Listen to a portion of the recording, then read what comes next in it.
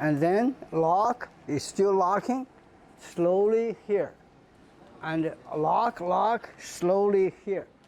Because if you don't care, you just go, When it's fighting, automatic reaction comes, you're too late. You always aim and touch the throat. Always touch here. Let me tell you, when I was teaching school, in the hallway, 15 years, I walk, if he's here, it's here, it's here. I know I'm not moving, it's my mind is, I see a person, say, this is a block. If that person strikes me, this is a block, I got the throat. Block, I got the balls. Your mind is like this all the time. And then it becomes automatic. And you don't know why when you fight, you always get it. Because you have a long time training this. You react like that. You police officers do certain things, right? Yeah, that's right. Like there's a crowd, you say, this guy is a criminal. Right?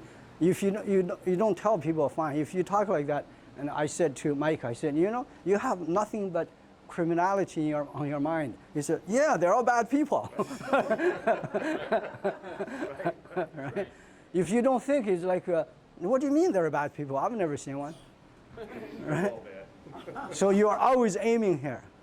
Like I look at you blindly. This is called a 蟒蛇. My mind is on your throat and on your nuts. It's always like that. But I don't want to go like this and look at your throat, right? But I'm always thinking that way. And that like drives your body moving towards that.